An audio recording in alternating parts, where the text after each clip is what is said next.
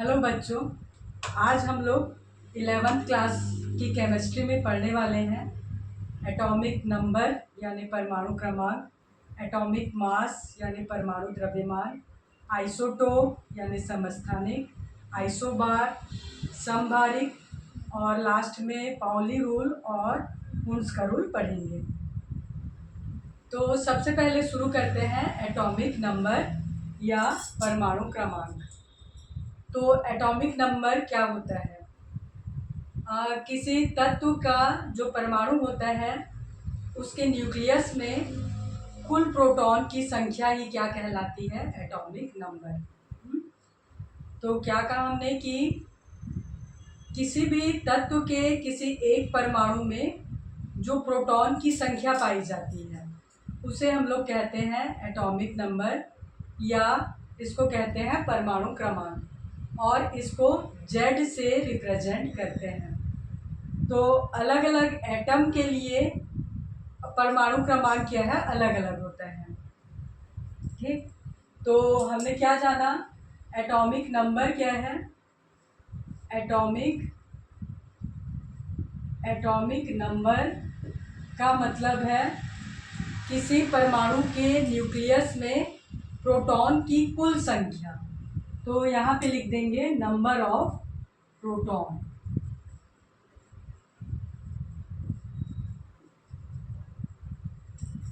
किसी परमाणु के न्यूक्लियस में जो प्रोटॉन की संख्या पाई जाती है उसे ही हम क्या कहते हैं? Atomic number. एटॉमिक नंबर का मतलब है नंबर ऑफ प्रोटॉन।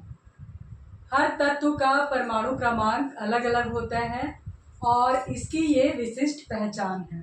ठीक, जैसे हाइड्रोजन का परमाणु क्रमांक 1 है। इसका ये मतलब है कि हाइड्रोजन के एक परमाणु के न्यूक्लियस में एक प्रोटॉन पाया जाता है। जैसे हीलियम का परमाणु क्रमांक 2 है। इसका ये मतलब है कि हीलियम के किसी एक परमाणु के न्यूक्लियस में जो प्रोटॉन की संख्या है वो 2 है। लिथियम का परमाणु क्रमांक 3 है। इसका ये मतलब है कि लिथियम के एक परमाणु के न्यूक्लियस में प्रोटॉन की संख्या 3 पाई जाती है। ऐसे ही पूरा जो पीरियोडिक टेबल है उसमें जितने भी एलिमेंट्स हैं उसमें क्या है, एटॉमिक नंबर क्या है, अलग अलग यहाँ लिखा गया है। जो पूरा पीरियोडिक टेबल है वो एटॉमिक नंबर के आधार पर ही व्यवस्थित किया गया है। ठीक, तो हमने क्या जाना, एटॉमिक नंबर क्या है? किसी तत्व के एक परमाणु के न्यूक्लियस में पाए जाने वाले प्रोटॉन की कुल संख्या ही क्या कहलाती है? Atomic number. For example, hydrogen का एटॉमिक नंबर क्या है? हाइड्रोजन का एटॉमिक नंबर, ठीक, हाइड्रोजन का एटॉमिक नंबर क्या है? 1। इसको हम लोग Z से रिप्रेजेंट करते हैं। एटॉमिक नंबर को हम लोग किससे रिप्रेजेंट करते हैं? Z। Z मतलब क्या है? एक जर्मन वर्ड साल से आया है, ZAHL। ठीक, और जर्मन में इसका मतलब होता है संख्या। तो यहाँ पे क्या है? परमाणु क्रमांक या परमाणु संख्या। तो परमाणु क्रमांक क्या है? किसी तत्व की एक विशिष्ट पहचान है जो उस तत्व के किसी एक परमाणु के न्यूक्लियस में प्रोटॉन की कुल संख्या है। तो ये एक तत्व को किसी दूसरे तत्व से अलग पहचान देती है। जैसे हाइड्रोजन का परमाणु क्रमांक 1 है, हीलियम का 2, लिथियम का 3, जिंक का 30, कैल्शियम का 20, पोटेशियम का 19। इस टाइप से अलग अलग तत्वों की अलग अलग तत्वों का जो परमाणु क्रमांक है वो अलग अलग होता है और ये किसी तत्व का विशिष्ट पहचान है। इसको Z से रिप्रेजेंट करते हैं और इसका क्या इम्पोर्टेंस है? जो मॉडर्न पीरियोडिक टेबल है वो एटॉमिक नंबर के आधार पर ही व्यवस्थित किया गया है। तो हमें पता है कि एक सामान्य परमाणु में जो प्रोटॉन की संख्या है और इलेक्ट्रॉन की संख्या वो बराबर होती है। इसलिए सामान्य रूप से हम क्या कहते हैं? कि प्रोटॉन की संख्या इक्वल टू यहाँ क्या है, इलेक्ट्रॉन की संख्या भी है, नंबर ऑफ इलेक्ट्रॉन। ठीक, किसी सामान्य परमाणु में जो प्रोटॉन की संख्या है वो इलेक्ट्रॉन की संख्या के बराबर होती है। तो परमाणु क्रमांक का क्या मतलब है, किसी परमाणु के न्यूक्लियस में प्रोटॉन की कुल संख्या को हम लोग क्या कहते हैं, परमाणु क्रमांक या एटॉमिक नंबर। और ये नंबर क्या है, उस परमाणु में पाए जाने वाले इलेक्ट्रॉनों की संख्या के ही बराबर होता है। इसलिए किसी तत्व का परमाणु क्रमांक उस तत्व के रासायनिक गुणों को निर्धारित करता है। ठीक, और ये क्या है, किसी तत्व के रासायनिक गुणों को क्या है, निर्धारित करता है। और किसी तत्व का ये एक विशिष्ट पहचान है जो उसे दूसरे तत्वों से अलग करती है। अब देखते हैं आइसोटोप्स क्या है या समस्थानिक क्या होते हैं। आइसोटोप्स, आइसोटोप,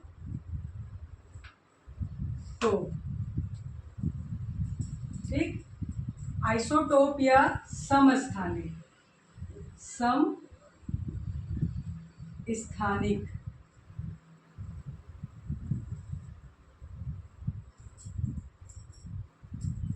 आइसोटोप क्या होते हैं, किसी एक तत्व के ऐसे परमाणु जिनके परमाणु क्रमांक समान हैं लेकिन उनके परमाणु द्रव्यमान भिन्न भिन्न हैं। ठीक, तो परमाणु द्रव्यमान क्या होते हैं, द्रव्यमान मतलब भार। तो हम जानते हैं कि किसी परमाणु का जो भार है वो न्यूक्लियस पर निर्भर करता है। न्यूक्लियस पर क्या है, न्यूक्लियस में प्रोटॉन और न्यूट्रॉन पाए जाते हैं। तो न्यूक्लियस का जो भार है मतलब प्रोटॉन और न्यूट्रॉन का कुल भार ही किसी परमाणु का द्रव्यमान है।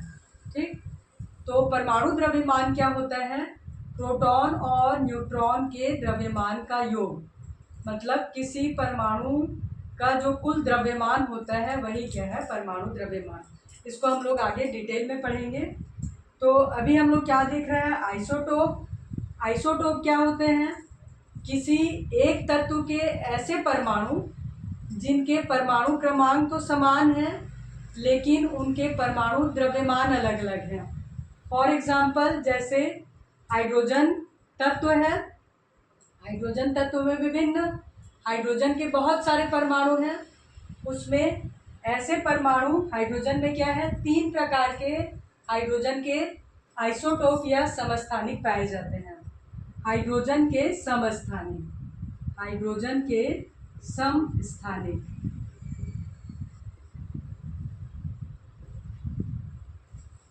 हाइड्रोजन में 3 प्रकार के समस्थानिक हैं। पहला क्या है, प्रोटियम,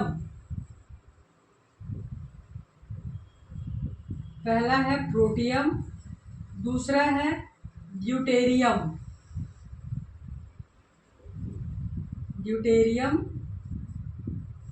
और तीसरा क्या है, ट्रिटियम। ये क्या है, समस्थानिकों के नाम हैं। हाइड्रोजन में 3 समस्थानिक पाए जाते हैं, प्रोटियम, ड्यूटेरियम और ट्रिटियम। तो समस्थानिक का क्या मतलब है, ये एक ही स्थान पर है, मतलब पीरियोडिक टेबल में ये तीनों ही परमाणु, तीनों प्रकार के जो परमाणु हैं पीरियोडिक टेबल में हाइड्रोजन को एक ही स्थान दिया गया है यहाँ पर। इसमें 3 प्रकार के आइसोटोप्स पाए जाते हैं या समस्थानिक, सबका स्थान वहीं पे रहेगा इसलिए इसको कहते हैं समस्थानिक। तो इनमें अंतर क्या है, ये जो तीनों प्रकार के परमाणु हैं इनका परमाणु क्रमांक तो 1 है। तो परमाणु क्रमांक 1 है मतलब ये हाइड्रोजन हो गया और इसका परमाणु क्रमांक 1 है। प्रोटियम का परमाणु क्रमांक 1, ड्यूटेरियम का परमाणु क्रमांक भी 1 और ट्रिटियम का परमाणु क्रमांक भी क्या है, 1 ही है। तो इसके परमाणु द्रव्यमान क्या क्या हैं, प्रोटियम का परमाणु द्रव्यमान है 1, ड्यूटेरियम का 2 और ट्रिटियम का है 3। तो आइसोटोप या समस्थानिक क्या हैं, ऐसे परमाणु, किसी एक ही तत्व के ऐसे परमाणु जिनके परमाणु क्रमांक तो समान हैं लेकिन परमाणु द्रव्यमान अलग अलग हैं। जैसे हाइड्रोजन में 3 प्रकार के परमाणु पाए जाते हैं, प्रोटियम, ड्यूटेरियम और ट्रिटियम। प्रोटियम में परमाणु क्रमांक 1, परमाणु द्रव्यमान 1। ड्यूटेरियम में परमाणु क्रमांक 1 लेकिन परमाणु द्रव्यमान 2। और ट्रिटियम का जो परमाणु है उसका परमाणु क्रमांक या एटॉमिक नंबर 1 है और उसका परमाणु द्रव्यमान है 3। तो परमाणु द्रव्यमान में भिन्नता क्यों आ रही है? क्योंकि यहाँ देखिए नंबर ऑफ प्रोटॉन और नंबर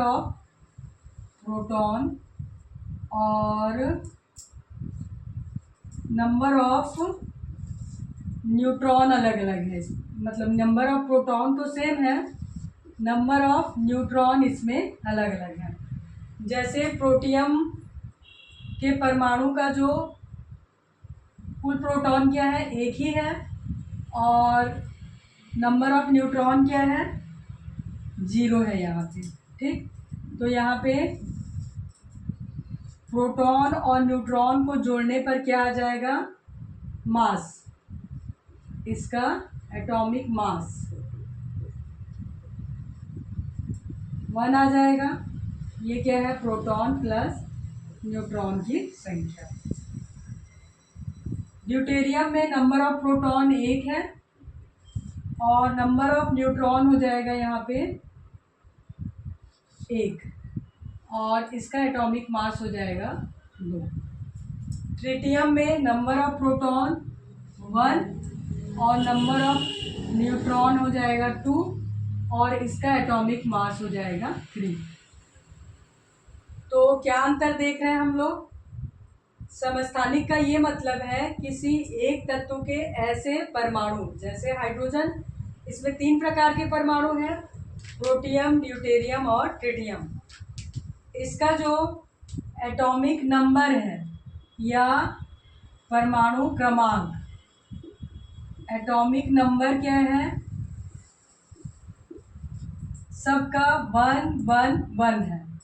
ठीक, हाइड्रोजन में 3 प्रकार के समस्थानिक है या 3 प्रकार के परमाणु हैं, सबका एटॉमिक नंबर 1 है, लेकिन यहाँ न्यूट्रॉन की संख्या में अंतर के कारण इसका एटॉमिक मास अलग अलग मिल रहा है। जैसे प्रोटियम के लिए ये एटॉमिक मास क्या हो जा रहा है, 1, ड्यूटेरियम के लिए एटॉमिक मास हो जा रहा है 2 और ट्रिटियम के लिए एटॉमिक मास हो जा रहा है 3। तो इसको हम ऐसे डिनोट करेंगे। और भी एग्जाम्पल हैं आइसोटोप्स के, जैसे हम लोग देखते हैं कार्बन में, जो कार्बन एलिमेंट है उसमें 3 प्रकार के आइसोटोप्स हैं। कार्बन में 3 प्रकार के आइसोटोप्स पाए जाते हैं। क्या क्या? कार्बन 12, कार्बन 13 और कार्बन 14। ठीक, कार्बन एलिमेंट में 3 प्रकार के परमाणु हैं या कार्बन के 3 आइसोटोप्स हैं या समस्थानिक हैं। तो अंतर क्या रहेगा? ये तीनों ही प्रकार के एटम का जो एटॉमिक नंबर या जेड है, एटॉमिक नंबर या जेड 6 रहेगा तीनों ही प्रकार के कार्बन एटम में, लेकिन एटॉमिक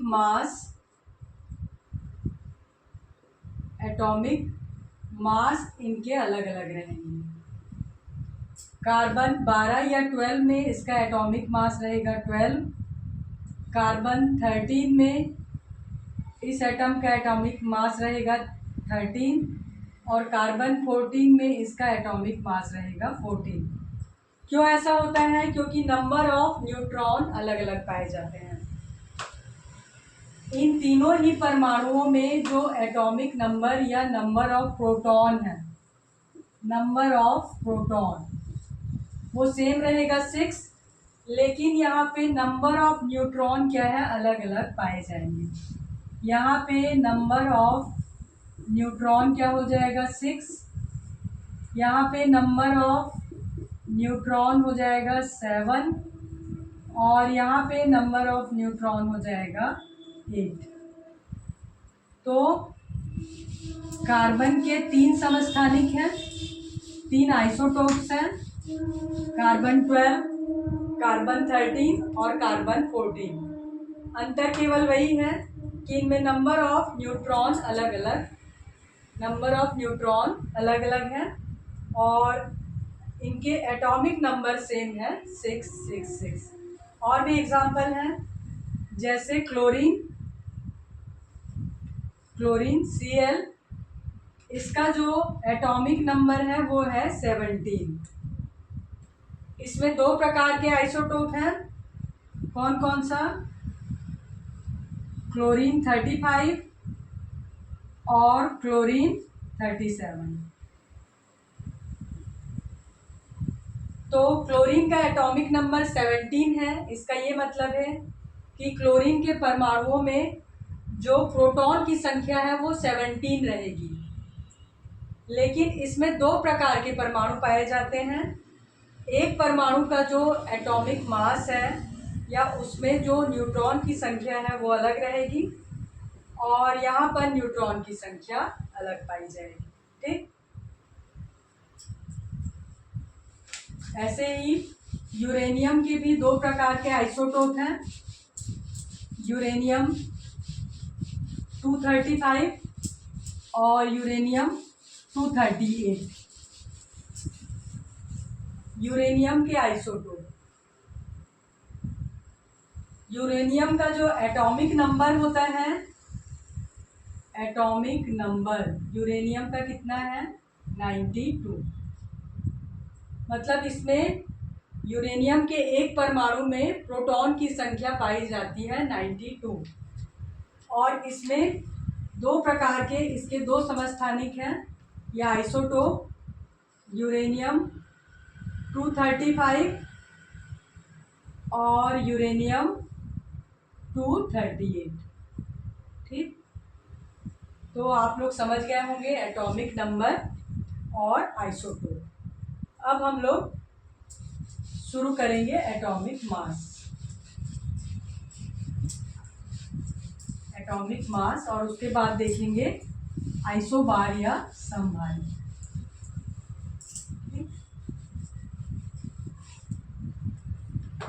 अब हम लोग क्या पढ़ेंगे, एटॉमिक मास। एटॉमिक मास या परमाणु द्रव्यमान।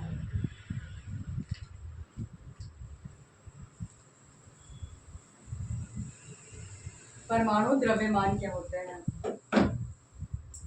किसी तत्व के एक परमाणु का जो कुल द्रव्यमान होता है उसे हम लोग क्या कहते हैं, परमाणु द्रव्यमान। किसी तत्व के एक परमाणु का कुल द्रव्यमान ही क्या कहलाता है, परमाणु द्रव्यमान। तो किसी भी परमाणु का जो द्रव्यमान है या उसका जो भार है वो कहाँ पर केंद्रित होता है, या वह किसके अनुसार होता है, परमाणु के न्यूक्लियस के अनुसार। न्यूक्लियस में प्रोटॉन और न्यूट्रॉन पाए जाते हैं। तो प्रोटॉन और न्यूट्रॉन का जो द्रव्यमान या उनका जो भार है वही क्या है, परमाणु द्रव्यमान। ठीक, परमाणु का भार या परमाणु का द्रव्यमान किस पर निर्भर करता है, परमाणु के न्यूक्लियस पर। परमाणु का हम लोग क्या देखे हैं, स्ट्रक्चर इस प्रकार से देखे हैं। बीच में क्या है, न्यूक्लियस रहता है छोटा सा, क्योंकि इसका जो साइज है या आमाप है क्या है, बहुत छोटा सा रहता है। लेकिन पूरे परमाणु का जो भार है वो इसी पर निर्भर करता है, क्योंकि इलेक्ट्रॉन का जो भार है वो बहुत ही कम रहता है किसकी तुलना में, परमाणु की तुलना में। परमाणु का कुल भार किस पर निर्भर करता है, न्यूक्लियस पर निर्भर करता है, क्योंकि इलेक्ट्रॉन का भार न्यूक्लियस के भार की तुलना में नगण्य होता है। तो परमाणु का भार निर्भर करता है न्यूक्लियस के भार पर, और न्यूक्लियस में पाए जाते हैं प्रोटॉन और न्यूट्रॉन। तो प्रोटॉन और न्यूट्रॉन का कुल द्रव्यमान ही क्या है, परमाणु का द्रव्यमान है। तो परमाणु द्रव्यमान का क्या मतलब है, किसी तत्व के एक परमाणु का कुल द्रव्यमान ही क्या कहलाता है, परमाणु द्रव्यमान या एटॉमिक मास कहलाता है। अब इसकी परिभाषा हम लोग किस प्रकार से केमिस्ट्री में हम लोग परमाणु द्रव्यमान की परिभाषा कैसे समझते हैं। विभिन्न तत्व के परमाणुओं के द्रव्यमान को मेजर करने के लिए एक स्टैंडर्ड एलिमेंट लिया गया, कार्बन 12। ठीक, कार्बन 12।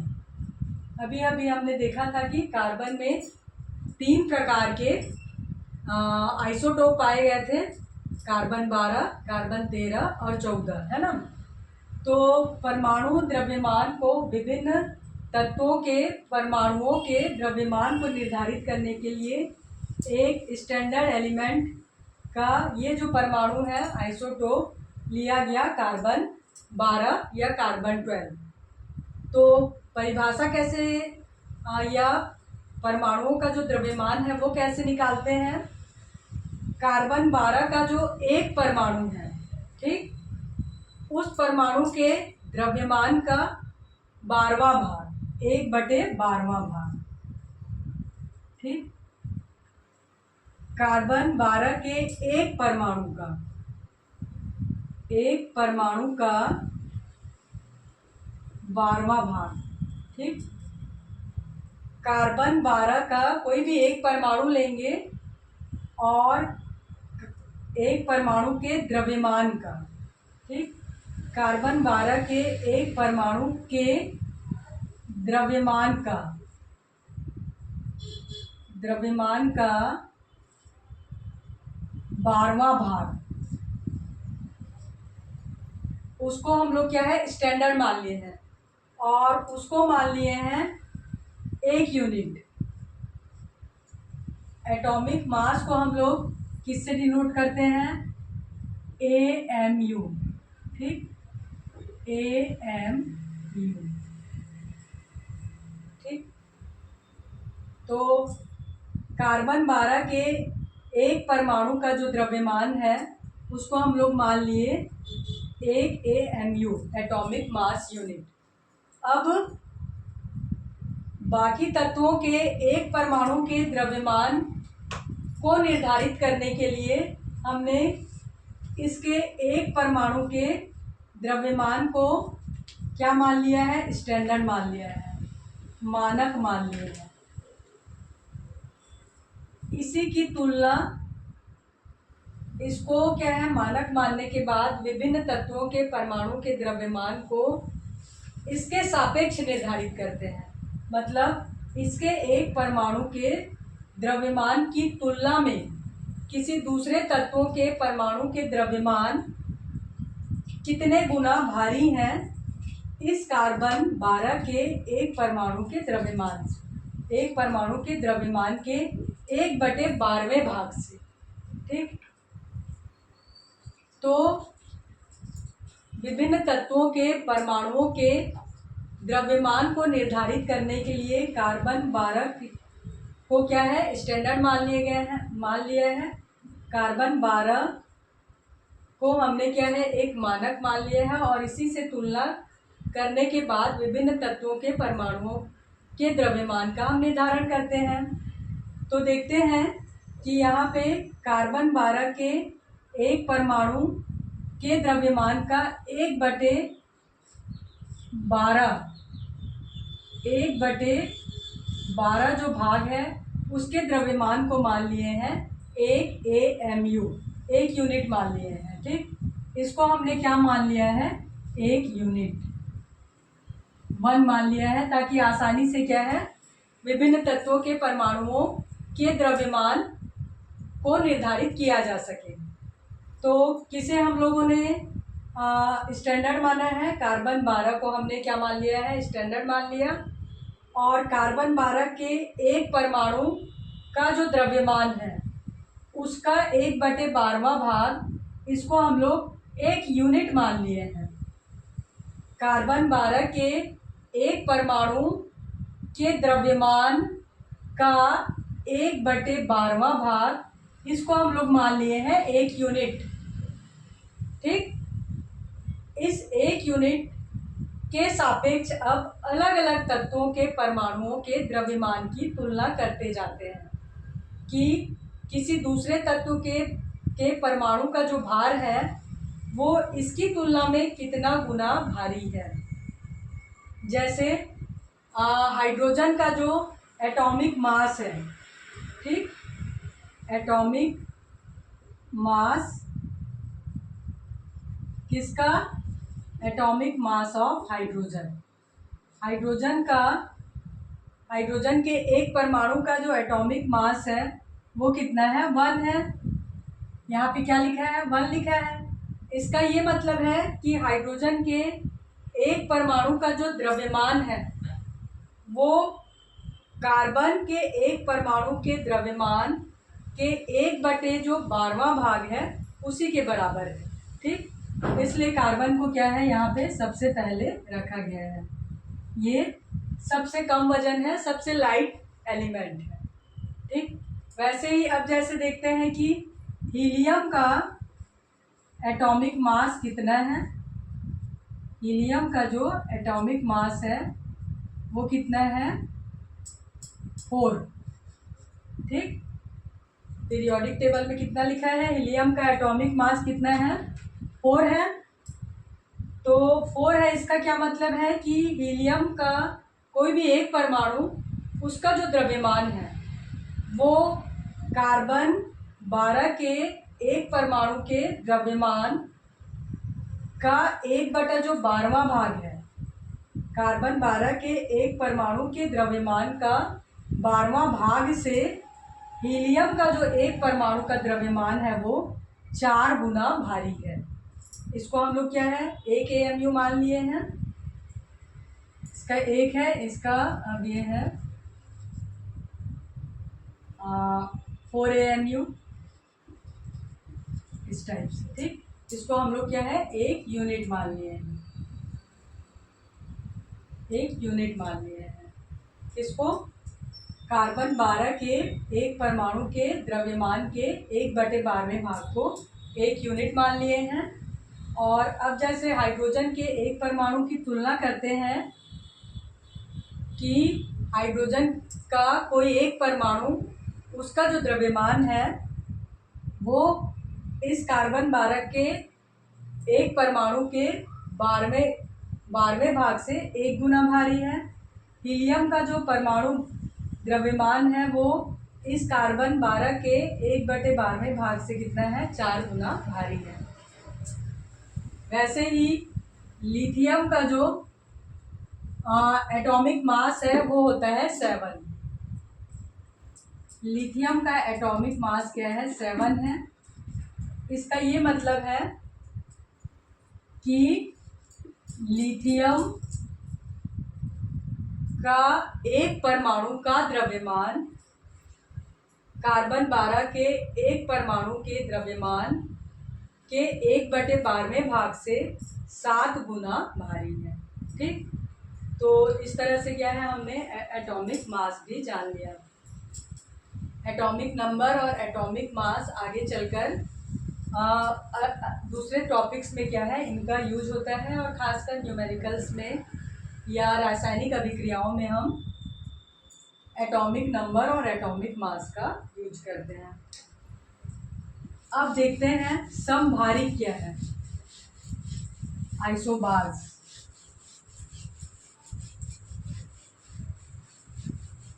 अब देखते हैं समभारिक।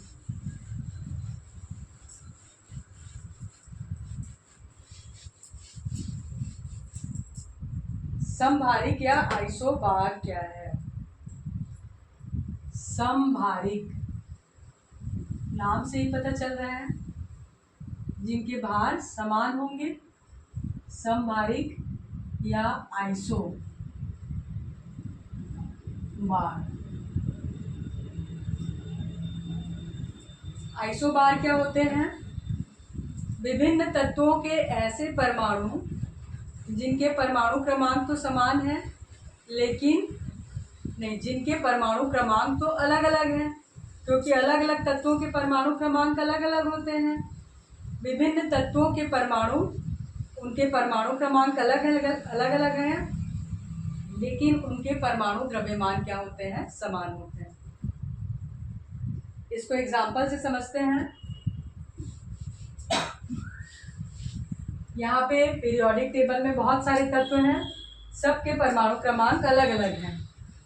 तो विभिन्न तत्वों के ऐसे परमाणु जिनके परमाणु क्रमांक अलग अलग हैं लेकिन भार एक समान है। एग्जाम्पल के लिए कॉमन एग्जाम्पल लेते हैं, आर्गन, यह आर्गन, फिर पोटेशियम और कैल्शियम। आर्गन का यहाँ पे जो परमाणु क्रमांक है वो कितना है, 18, ठीक। पोटेशियम का जो परमाणु क्रमांक है वो है 19 और कैल्शियम का परमाणु क्रमांक है 20। तो विभिन्न तत्व हैं ये, आर्गन, पोटेशियम और कैल्शियम। विभिन्न तत्व के ऐसे परमाणु जिनके परमाणु क्रमांक तो अलग हैं लेकिन भार क्या है यहाँ पे समान होता है।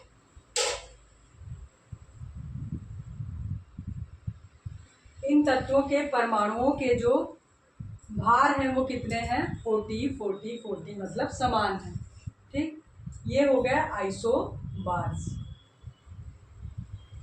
वैसे ही एक और एग्जांपल देख सकते हैं हम लोग, जैसे नाइट्रोजन है। नाइट्रोजन के एक परमाणु का जो भार है वो है 14 और कार्बन का एक समस्थानिक है कार्बन 14, ठीक। कार्बन 14 का एक समस्थानिक होता है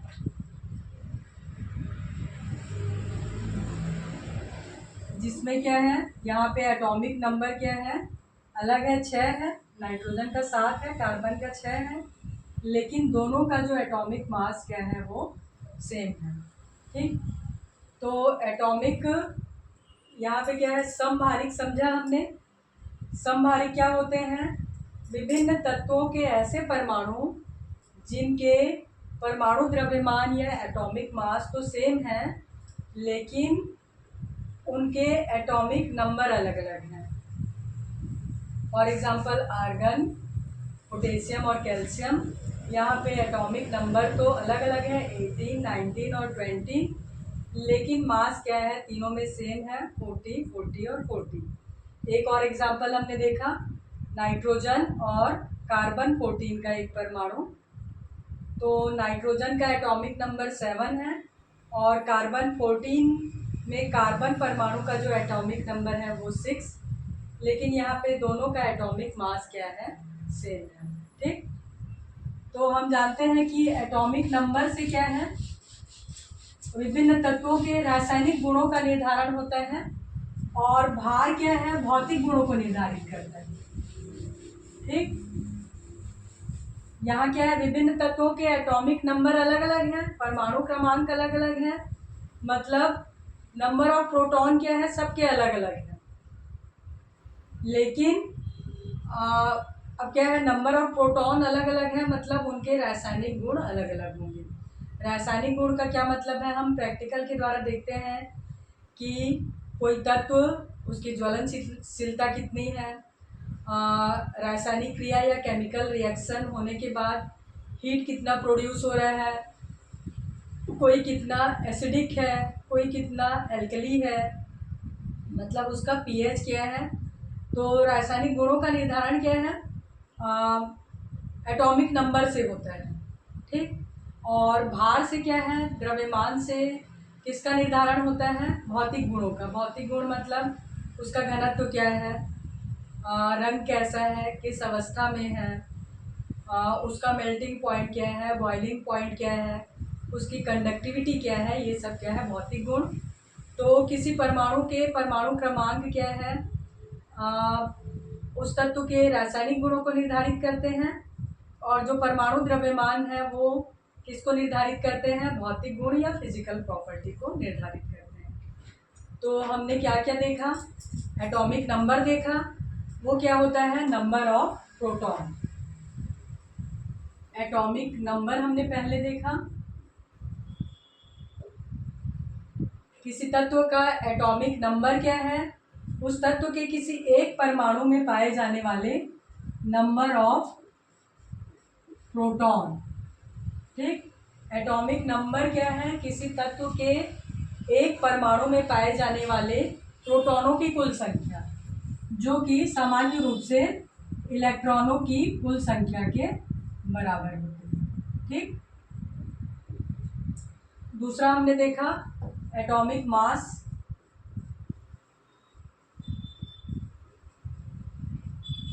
एटॉमिक मास क्या है? इसको हम लोग साधारण शब्दों में क्या बोल देते हैं? Number of proton plus number of neutron. वैसे तो इसको कार्बन 12 के एक परमाणु के 12वें भाग के द्रव्यमान से कितना गुना भारी है, इस आधार पर मेजर करके हम लोग पीरियोडिक टेबल में लिखे हैं।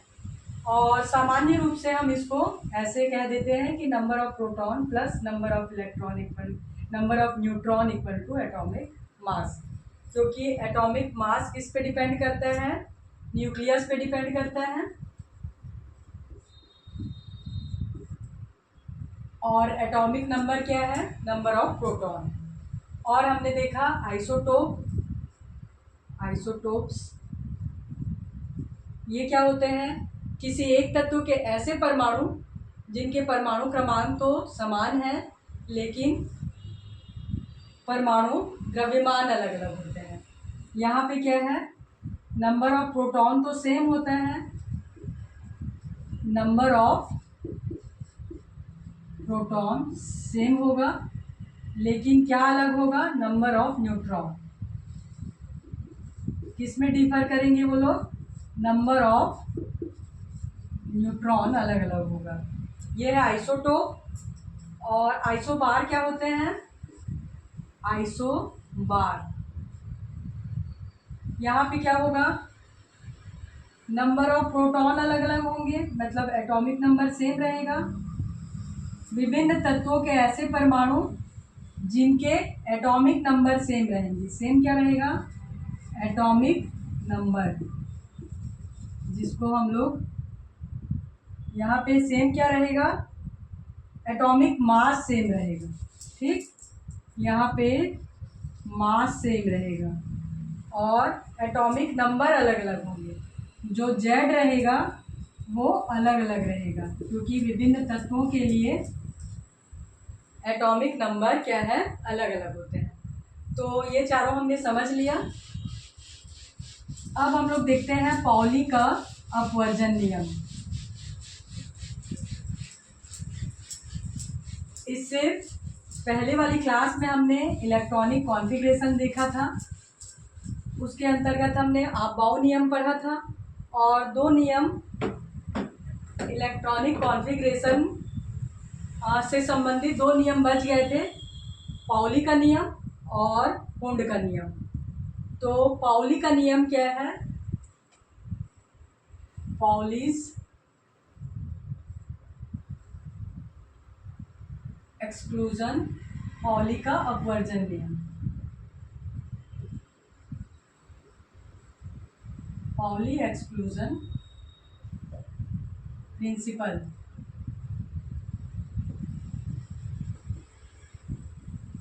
इसी को हम लोग क्या कहते हैं? पाउली का अपवर्जन नियम। पाउली का अपवर्जन नियम या सिद्धांत। अपवर्जन सिद्धांत ये किससे संबंधित है? इलेक्ट्रॉनिक कॉन्फ़िगरेशन से संबंधित है। इलेक्ट्रॉनिक विन्यास या कॉन्फ़िगरेशन से संबंधित है ये नियम। पाउली ने क्या कहा कि किसी भी परमाणु में कोई भी दो इलेक्ट्रॉन, उनकी चारों क्वांटम संख्या कभी भी एक समान नहीं हो सकती। पाउली ने क्या कहा? किसी भी परमाणु में जो कोई भी दो इलेक्ट्रॉन है, उनके चारों क्वांटम नंबर कभी भी एक समान नहीं हो सकते। अब जैसे एग्जांपल के लिए देखें, जैसे हीलियम के एक परमाणु में 2 इलेक्ट्रॉन पाए जाते हैं और उसका जो हम लोग इलेक्ट्रॉनिक कॉन्फ़िगरेशन क्या लिखते हैं, 1s2। ठीक, इसको हम लोग ऑर्बिटल में ऐसे शो कर देंगे। ठीक, हीलियम का जो एक परमाणु है उसमें 2 इलेक्ट्रॉन पाए जाते हैं और उसके इलेक्ट्रॉनिक कॉन्फ़िगरेशन को हम लोग 1s2 से इस तरह से दिखाते हैं और ऑर्बिटल रूप में ऐसे शो कर रहे हैं। ये क्या है, 1s ऑर्बिटल है। तो इसमें जो 2 इलेक्ट्रॉन है, मान लो ये पहला इलेक्ट्रॉन है, ये दूसरा, तो पहले इलेक्ट्रॉन के लिए या 1s1 के लिए जो 4 क्वांटम नंबर है क्या क्या होंगे, 1s1 है ना, पहले इलेक्ट्रॉन के लिए। इस इलेक्ट्रॉन के लिए हम लोग क्या है, 4 क्वांटम नंबर पहले निकालेंगे। तो ये वाला जो इलेक्ट्रॉन है, पहला इलेक्ट्रॉन, उसके लिए चारों क्वांटम नंबर क्या क्या हो जाएंगे, जैसे 1s है, 1 किसको दर्शाता है, 1 नंबर प्रिंसिपल क्वांटम नंबर को दिखाते हैं। तो n का वैल्यू क्या हो जाएगा, 1 प्रिंसिपल क्वांटम नंबर, या n का वैल्यू हो जाएगा 1।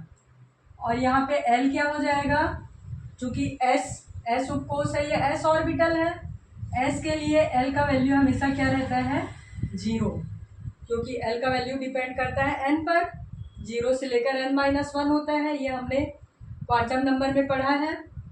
उसके बाद m का वैल्यू भी क्या हो जाएगा, 0। m का वैल्यू भी किस पे डिपेंड करता है, l पे डिपेंड करता है। m का वैल्यू क्या होगा, -l से 0 से +l तक। तो यहाँ पे m का वैल्यू हो गया 0 और इसकी स्पिन क्या है, s स्पिन क्वांटम नंबर यहाँ पे है +1।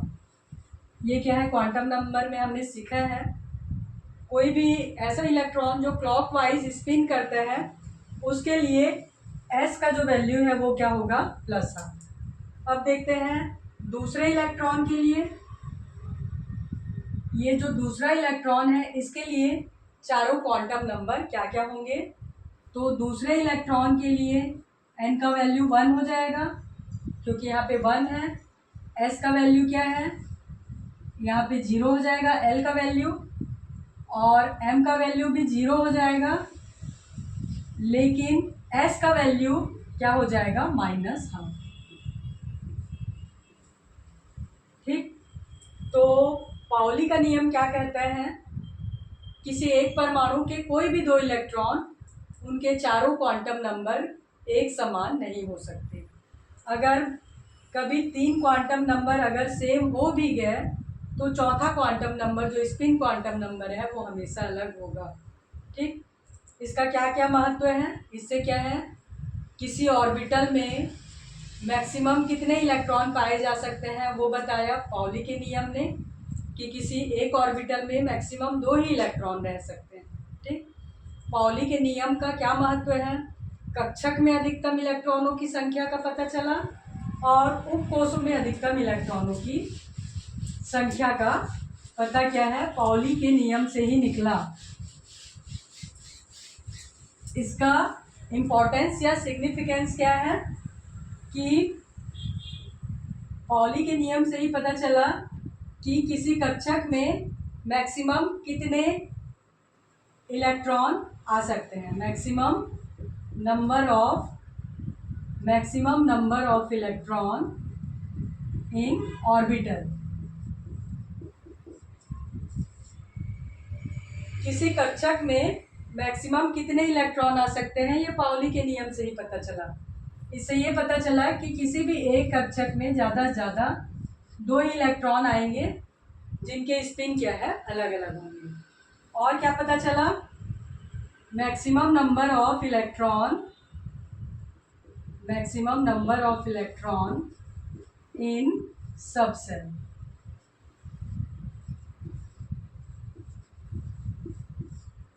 जैसे एस सबसेल में मैक्सिमम नंबर ऑफ इलेक्ट्रॉन कितने हैं, 2 हैं। पी सब सेल में मैक्सिमम नंबर ऑफ इलेक्ट्रॉन कितने आ सकते हैं? 6। इसी प्रकार से डी सब सेल में मैक्सिमम नंबर ऑफ इलेक्ट्रॉन क्या है? 10 आ सकते हैं यहाँ पे। और एफ में क्या है? एफ में 14 आ सकते हैं। तो पाउली का नियम ये हमने पढ़ लिया कि किसी भी परमाणु के कोई भी 2 इलेक्ट्रॉन, उनके चारों क्वांटम नंबर कभी भी एक समान नहीं हो सकते। ठीक, अब लास्ट है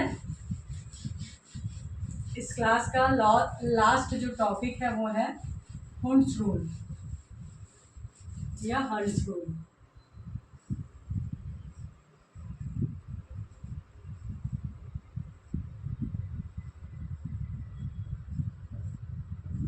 हुंड्स रूल,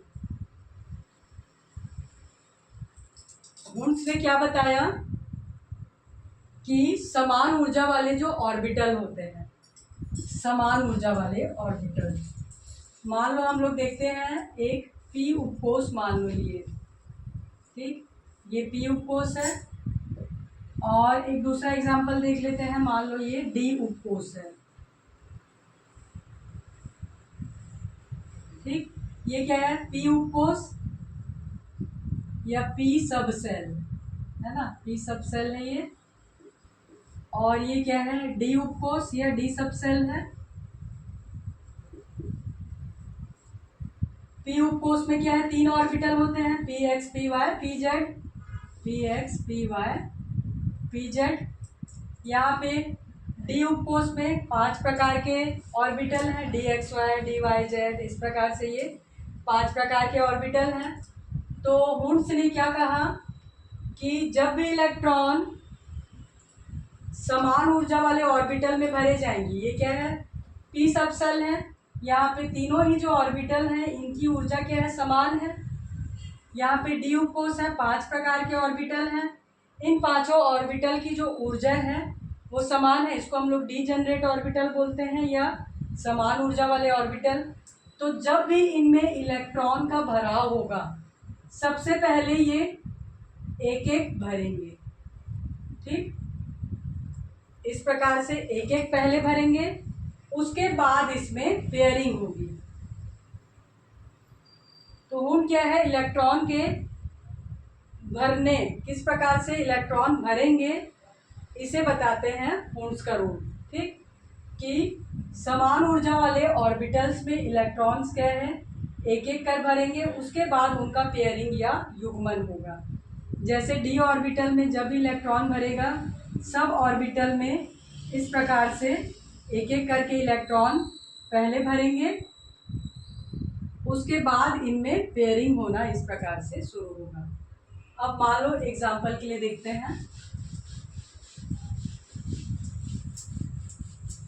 एक एग्जाम्पल मान लो लेते हैं, नाइट्रोजन का एक परमाणु, उसका नाइट्रोजन का जो एटॉमिक नंबर क्या रहता है? 7। इसका इलेक्ट्रॉनिक विन्यास या कॉन्फ़िगरेशन कैसे लिखते हैं? 1s2 2s2 2p3। ठीक, 7 इलेक्ट्रॉन है, सातों इस प्रकार से अरेंज हो गए। तो 1s ये हो गया, 1s2 ये 1s ऑर्बिटल, ये है 2s और यहाँ पे आएगा 2p। तो यहाँ पे जो इलेक्ट्रॉन है वो एक एक करके ऐसे भरेंगे, 2p3। ठीक, यहाँ ये नहीं कि यहाँ 2 भर दिए और यहाँ पे 1 भराएगा, ये ऐसा नहीं होगा। अब इसके बाद वाला जैसे ऑक्सीजन ले लेते हैं, ऑक्सीजन का एटॉमिक नंबर 8, इसका जो इलेक्ट्रॉनिक कॉन्फ़िगरेशन है वो 1s2 2s2 2p4। ठीक, 1s में 2 इलेक्ट्रॉन, 2s में 2 इलेक्ट्रॉन और यहाँ पे 2p4 है, 4 इलेक्ट्रॉन है। तो पहले एक एक ऑर्बिटल में एक एक इलेक्ट्रॉन भरेंगे, उसके बाद इनकी पेयरिंग होगी। ये क्या है? 2p4 है। ठीक, तो हुंड्स ने क्या बताया?